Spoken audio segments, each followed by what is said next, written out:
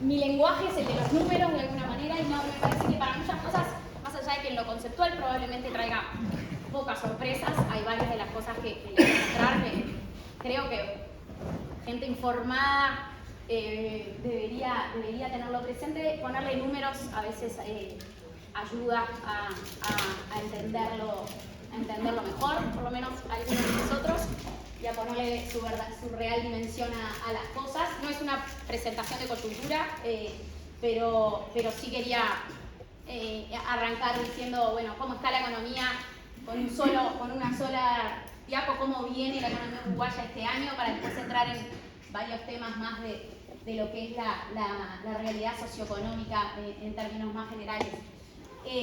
A ver, de cómo viene, no se ve bien, pero bueno, no importa, cómo viene la economía este año. A ver, tuvimos obviamente la crisis enorme que supuso la pandemia, la economía luego rebotó, tuvimos el año de la sequía en 2023, las proyecciones para este año, y en esto hay bastante consenso entre los analistas, incluso con el gobierno también, apuntan a que vamos a estar creciendo en torno del 3% este año, 2,5% el año que viene.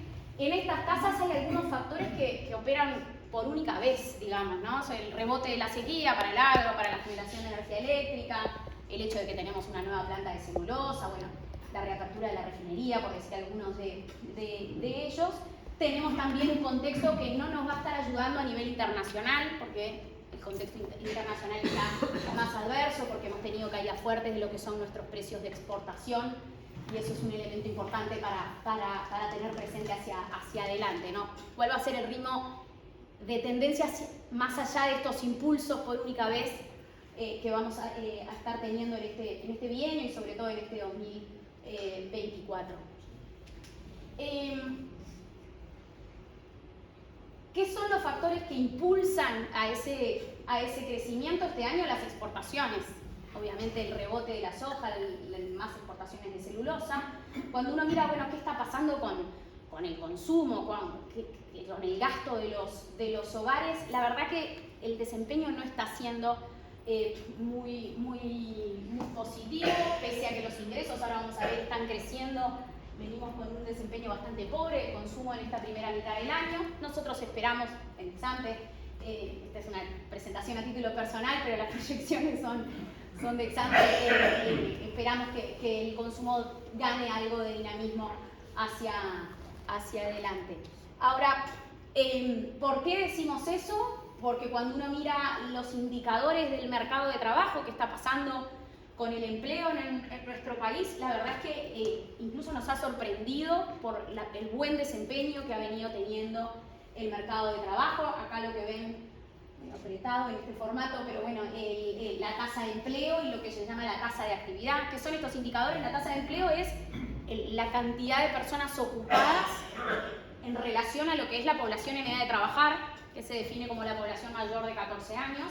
Estamos con la población en edad de trabajar más alta desde el 2014, estamos con la tasa de actividad también alcanzando los máximos históricos. Esto quiere decir que estamos con un mercado de trabajo bastante dinámico en estos últimos meses, y si lo pensamos, no se puede tan mal, pero bueno, si lo pensamos en términos de población ocupada, que es el gráfico de la derecha, estamos en un récord histórico, casi 1.750.000 personas ocupadas en estos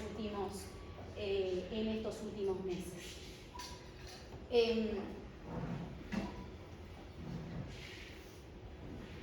A su vez, es decir, tenemos más empleo, también estamos con una recuperación fuerte de los salarios, pese a que los salarios nominalmente se están moderando. Eso tiene que ver con que estamos con menos inflación también.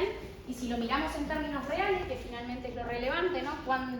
Cómo está evolucionando el poder adquisitivo de los salarios, y después de 3 años de caída que vinieron con la pandemia, la recuperación está siendo bien intensa. Estos salarios reales promedio, creciendo casi 4% el año pasado, casi 3% este año, y bueno, esperamos una moderación para el año próximo, pero una variación todavía positiva también en 2025.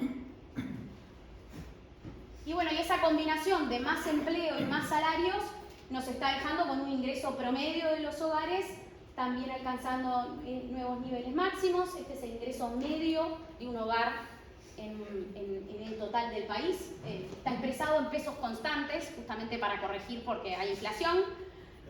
Si lo miramos en promedio en el total del país, un hogar promedio gana 95.000 pesos mensuales, estos precios líquidos. En Montevideo algo más que eso. Los ingresos en Montevideo son más altos que en el interior, ahora después lo vamos a ver, más de 115.000. En el interior del país algo arriba de los 80.000. Si miramos la dinámica más reciente, en el primer semestre del año están creciendo 4,5%, 6% en Montevideo, 3% en el interior del país. Esto como grandes números de qué está pasando con los ingresos. Y acá un mar de números que no pretendo que miren en detalle, pero sí empezar a abrir un poco esas realidades promedio, que como siempre los promedios encierran diferencias bastante grandes. Cuando uno mira los datos de lo que es la encuesta continua de hogares, que es la encuesta que hace el INE y a partir de la cual se releva toda esta información y se construyen todos esos indicadores, obviamente que al interior del país hay situaciones bien dispares cuando uno mira qué está pasando con el empleo, por ejemplo.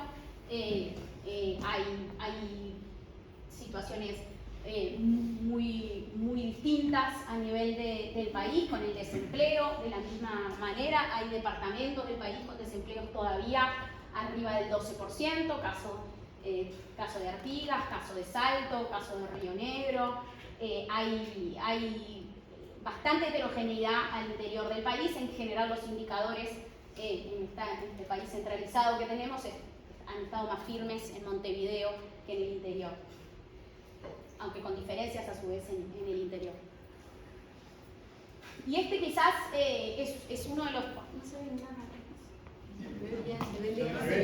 No, es que no sé, hay cantidad de cosas, hay información que se pierde en el pasaje de computadora, pero no importa.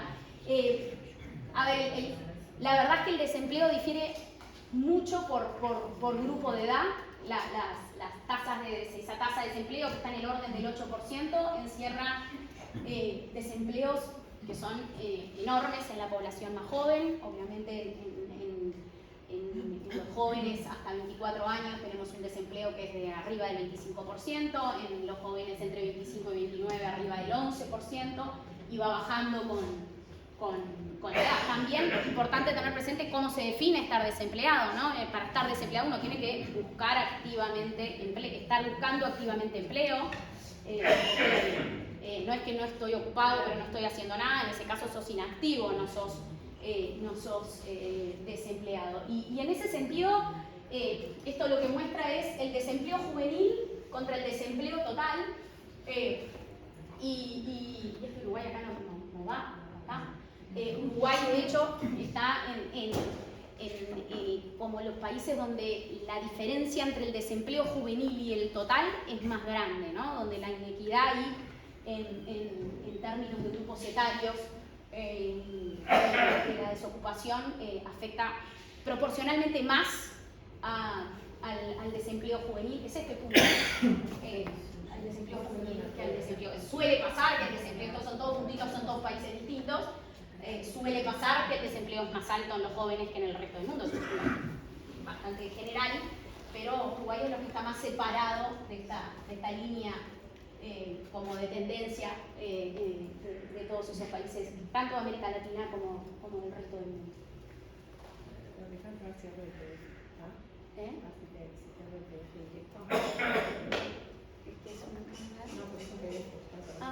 No, es un PPT. No importa.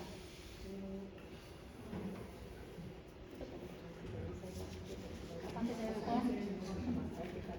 No, igual se ve mejor.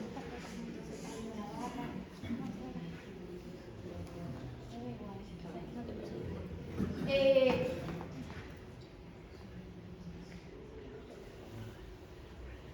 Siguiente.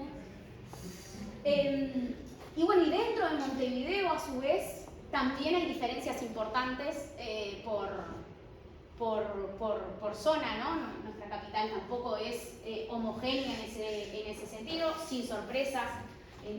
Los municipios costeros son los municipios donde tenemos una mejor situación de inserción en el mercado laboral en general. Fíjense, el C, el CH, el E, digamos, con las tasas de empleo más altas en general, y con las tasas de desempleo de hecho abajo del 5 o 6%.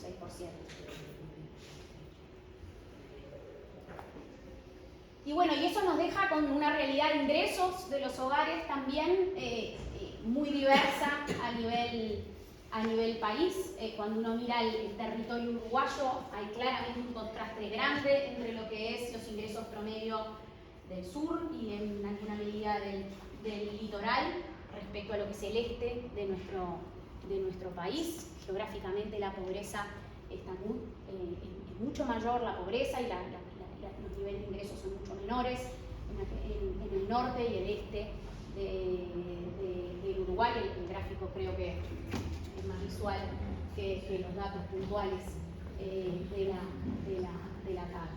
Fíjense que no, ingreso promedio en Uruguay, en Montevideo, ya lo veíamos antes, arriba de los 111.000 pesos de un hogar promedio de la capital. En el otro extremo tenemos Artigas con un ingreso promedio de menos de la mitad.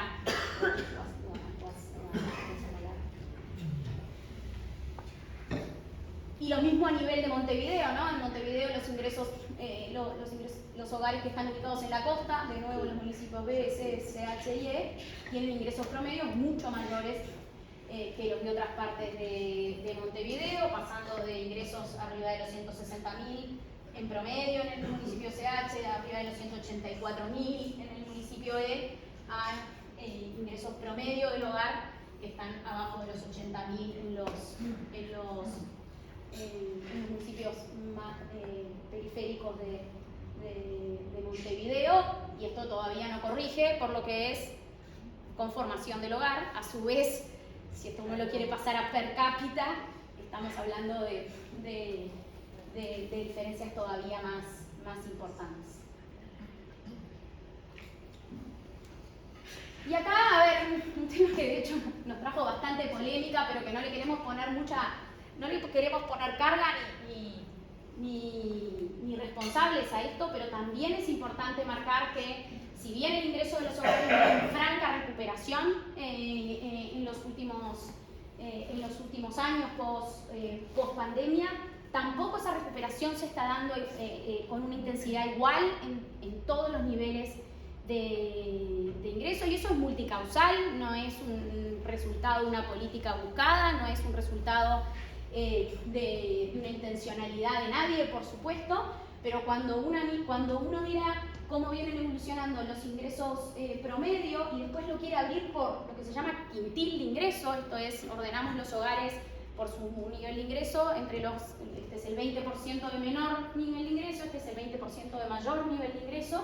La recuperación más reciente que está siendo generalizada, y ese es una primera conclusión, voy a hacer solo foco en el caso del total del país, la realidad en Montevideo es parecida.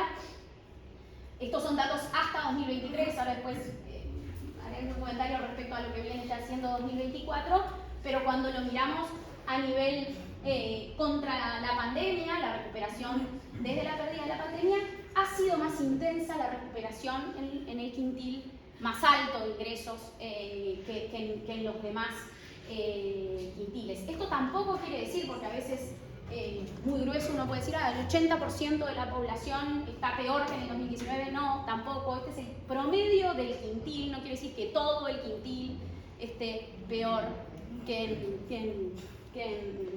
previo que en 2019 en ingresos. Y si además vamos a los datos ya del 2024, esto no lo hicimos nosotros, hizo algún colega en las redes y lo tomé de allí, ya no está en quintiles, está en ventiles, pero bueno, más o menos lo que nos muestra es que la recuperación que se siguió profundizándose en el inicio del 2024 ya nos deja prácticamente todos los ventiles algo arriba de los niveles del 2019, todavía probablemente con los quintiles más la parte de la población de menor ingreso con más dificultades para recuperarse el shock de la pandemia, y con un ritmo desigual también en lo que viene siendo la recuperación de los ingresos al interior de la población. Y si vamos a otros indicadores importantes, no se ve nada, pero a ver, en términos de pobreza, la pobreza hace una década que no baja.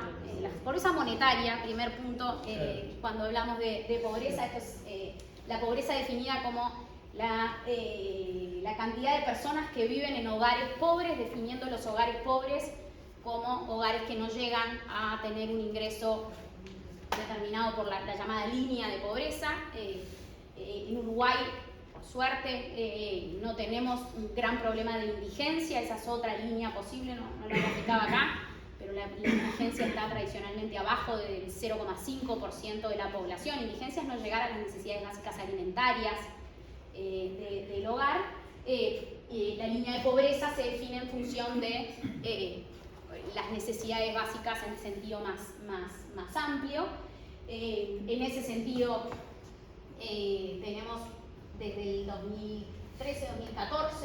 una pobreza que con mínimas oscilaciones se ha mantenido en el orden del 9-10%, y este es un claro debe, obviamente, de nuestro país. Tenemos un núcleo duro de pobreza que es difícil de quebrar. Y quizás la foto más dramática es esta. También es un concepto que seguro muchos de ustedes lo tienen, pero ponerle números realmente hace que rompa los ojos. La pobreza en Uruguay tiene cara de niño y de adolescente, ¿no? Ese 9-10% que decíamos tenemos de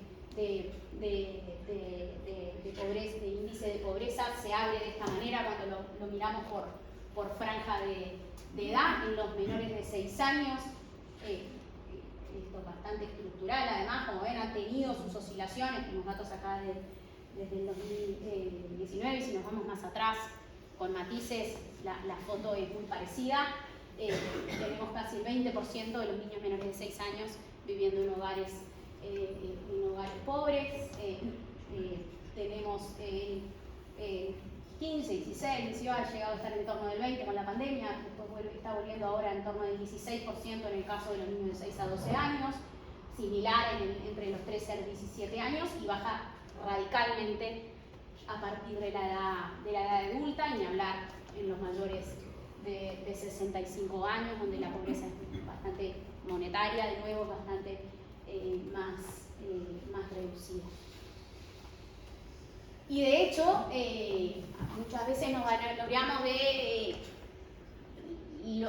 lo que nos muestran los datos de Uruguay respecto al resto de América Latina. Esto en realidad debería ser una vergüenza para Uruguay. La infantilización de la pobreza es la más alta, incluso en una mirada comparada con América Latina, la región más desigual del mundo. Y fíjense que este es el ratio de la pobreza entre los niños de 0 a 14 años en relación a la pobreza total. Por supuesto que muchos de estos países tienen pobrezas mucho más altas, pero en Uruguay es particularmente injusta. Y no está Argentina. No está Argentina en esa comparación, ¿no? Se cambia mucho. Bueno, quedamos.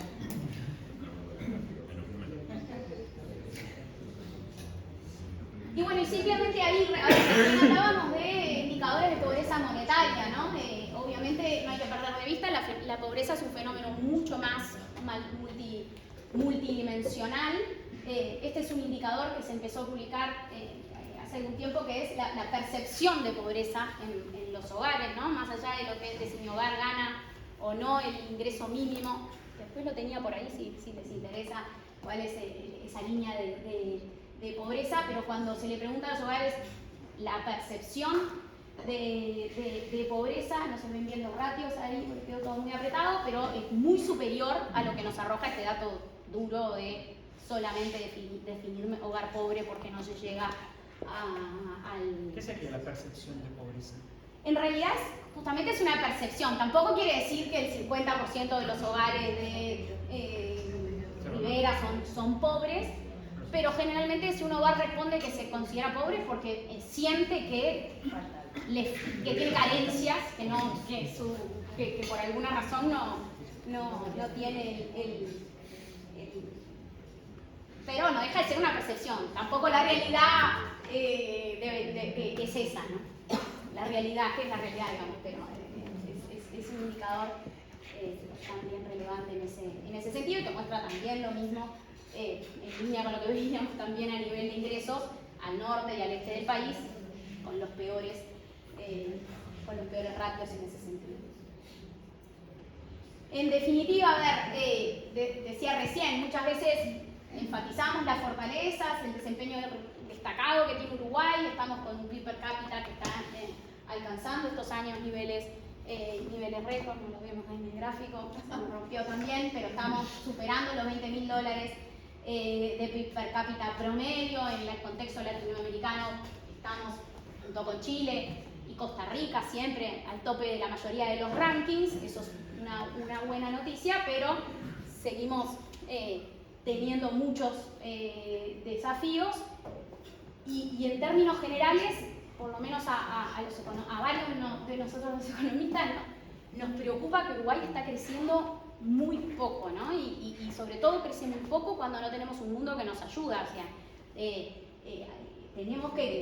algo tiene que cambiar si queremos cambiar la realidad de la que estamos viendo en una economía de mercado para que realmente mejoren todos. Obviamente que hay políticas de distribución, que hay políticas para hacer, pero si no se crece es mucho más difícil que la mejora llegue a toda la población y llevamos más de una década creciendo 1% anual promedio. Es verdad que tuvimos la pandemia y eso nos supuso una caída, pero en una foto larga del 2014 no estamos logrando crecer satisfactoriamente y bueno, para eso es importante hacer cambios, bueno, también fuertes en temas más estructurales de nuestro país que de alguna manera destraben también esta situación y bueno, que nos permitan pensar, obviamente también tener más recursos para justamente dedicarle a los que más necesitan.